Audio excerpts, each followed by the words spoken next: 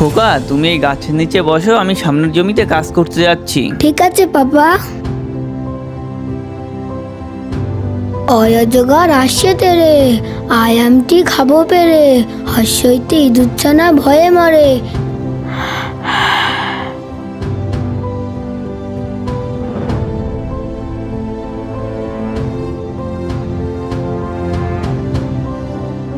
ফারহান, তোমাকে বলেছি না মন দিয়ে পড়াশোনা করতে, আর তুমি এখানে বসে ঘুমাচ্ছ।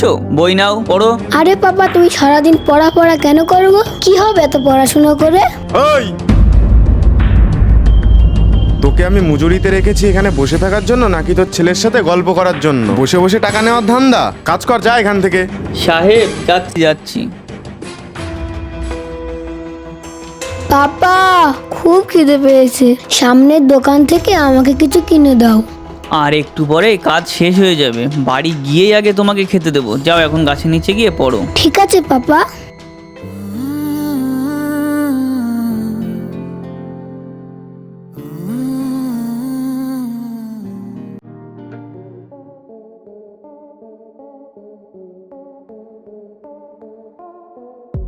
পাপা, খুব খিদে পেয়েছে। ফারহান, আমরা তো বাড়িতেই যাচ্ছি, তোমার মা রান্না করে রেখেছে। পাপা, আমি খিদে সহ্য করতে পারছি না, আমাকে কিছু কিনে দাও। জেদ করছিস কেন? বললাম না কিছু খাওয়াবে না, চল বাড়ি। না, কিনে দাও, আমাকে কিনে দাও। না, কিনে দাও, আমাকে কিনে দাও। আল্লাহ, আমি একে কি করে বোঝাবো? আমার কাছে টাকা নেই। বাড়ির কাছেই তো চলে এসেছি, চলো বাড়ি গিয়ে খাবে। বাবা, আমার খুব খিদে পেয়েছে, আমি আর হাঁটতে পারছি না। ওই দেখো দোকান। আল্লাহ, যদি আমার কাছে টাকা থাকতো তাহলে ছেলেটাকে দোকান থেকে কিছু কিনে দিতাম। ফারহান, দাঁড়া।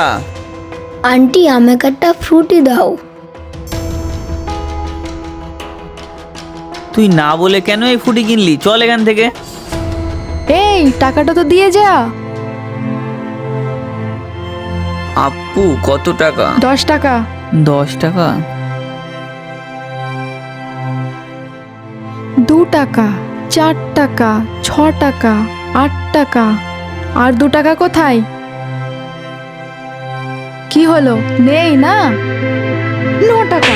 আর এই 10 ফ্রি খাওয়ার খুব শখ না? যদি ফ্রি খাওয়ার এতই শখ তাহলে রাস্তায় গিয়ে ভিক্ষা কর, যা। পাপা, আমি বুঝতে পেরেছি মানুষের সম্মান তার টাকার উপরে নির্ভর করে। এবার থেকে আমি মন দিয়ে পড়াশোনা করবো আর তোমার সব কথা শুনবো, আর বড় হয়ে অনেক টাকা কামাবো।